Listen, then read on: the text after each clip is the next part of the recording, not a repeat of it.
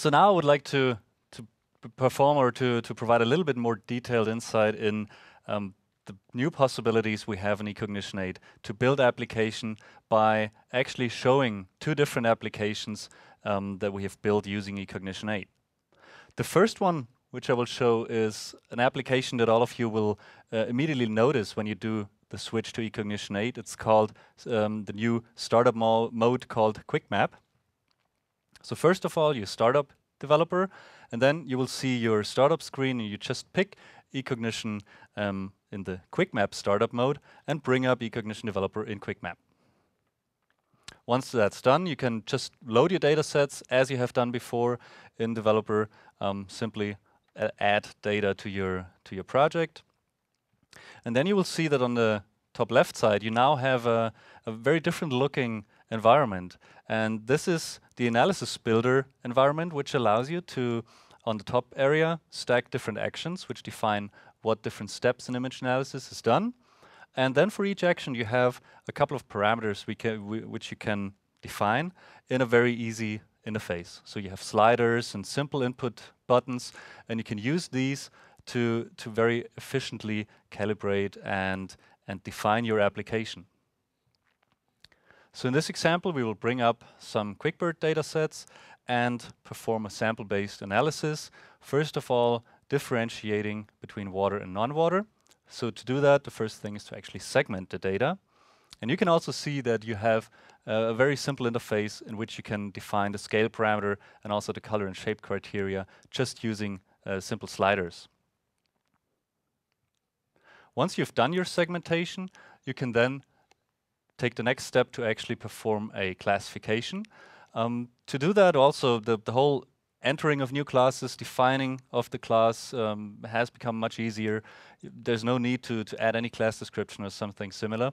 Simply add a name to the class, add the class color, and then you have two different classes, and each classification step allows you to break down the image into two different classes essentially.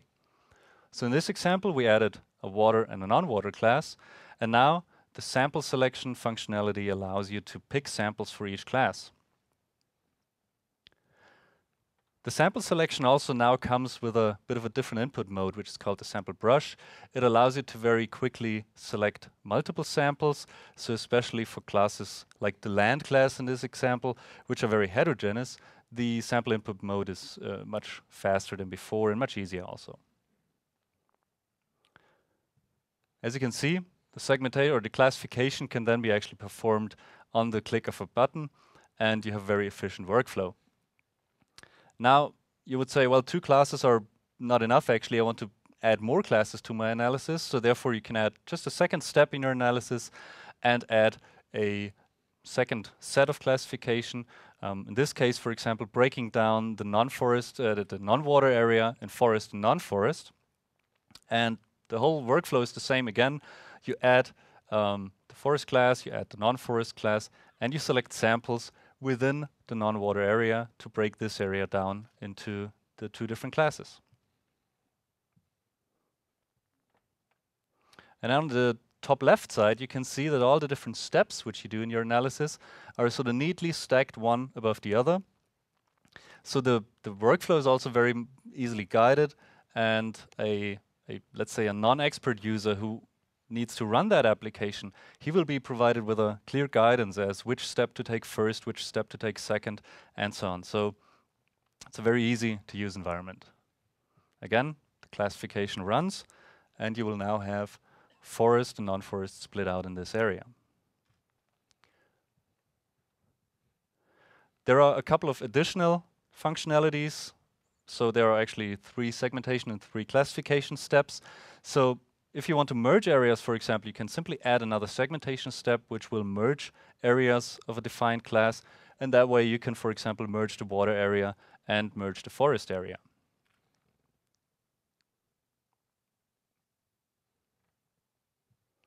And that again is done very easily, just clicking on the mouse, defining which class to merge, and that will aggregate those areas. And you've seen by now on the top left side, we've had really a little stack of different actions, one following the other. So you can save that action library, as we call it, as a solution. And that will allow you then to either automatically apply and perform and use that solution to automatically analyze larger amounts of data, but it will also allow you to provide that solution to another user who will then have a very clear defined guideline or workflow for use in his project. We generated a second application here. So first of all, after loading the solution, again, you have a data loading step. In this example, we use color infrared data in combination with LiDAR. Color infrared data is loaded as you're used to loading it. The LiDAR data, that's now a novelty, is loaded by simply selecting an LAS point cloud file, which will be directly brought into the software. There's a resolution the user has to enter, which sort of defines the spacing and the size of the project. Once the data is loaded, you can then browse through the different channels. So the red, green, blue, and color red or near-infrared channels are as you're used to seeing them. The LiDAR, on the other hand, will be brought up per default as intensity. So you will see the intensity of the LiDAR with holes in it where no LiDAR points are. And now the LiDAR algorithm allows you to extract additional layers from that layer. So in this example, we built 3 different steps, creating a DSM first return, DSM second return, and a normalized DSM, which will generate those layers which you actually need to perform your analysis automatically. So you can see the layers coming up behind me, different temporary layers generated based on the LiDAR. And then you can very easily classify that data set by combining the different elevation informations with the color infrared data.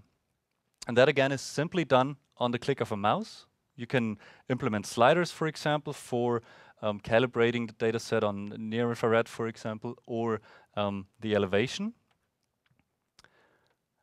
And in this example, we've also actually implemented an undo functionality, which is based on the concept of maps. So if you perform an analysis or a step which you don't like, you can simply hit the undo button and it will undo that functionality. So now you can see that the buildings have been neatly generalized. You also have a sort of a sensitivity slider, which allows you to define whether to strongly generalize or not so strong. Same for the trees. And if you overdo one of those steps, you can simply undo it. You step back one step and you can try it with a different setting. But since many applications are also need a certain manual check or sort of a quality assurance step, we also implemented a new functionality, which is sort of an object table type, which allows you to bring up all objects of a certain class and very neatly browse through those objects in your application. So once the automatic part is done, you can use that area to quickly step through objects one by one and then either assign them to a certain class. So for example, all the accepted objects go in one class, all the objects which are actually misclassified go to the other class. But you can also perform real applications on it, like you can click an object and say, well, that object isn't aligned the right way. So you hit the rotate left or right button and that object will rotate into its right position. What I'm launching tonight or announcing tonight is the eCognition Black Belt program.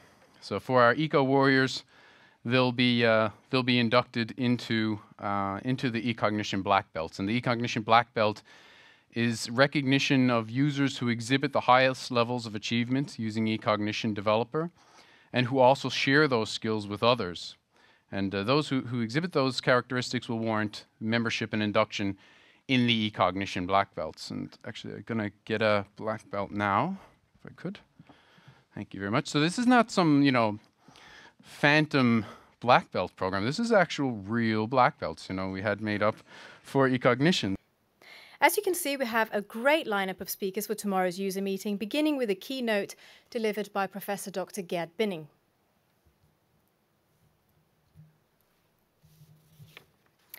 Tomorrow evening, we'll enjoy the Finian's Novemberfest, a fun evening in Bavarian style at Hofbrauhaus, where else, beginning at 7 p.m. The workshops on eCognition 8 and eCognition Architect are being held on Wednesday and Thursday, which brings the official programme for this evening to a close. We hope that you'll join us outside the theatre for the toast to the launch of eCognition 8. Thank you very much and good night.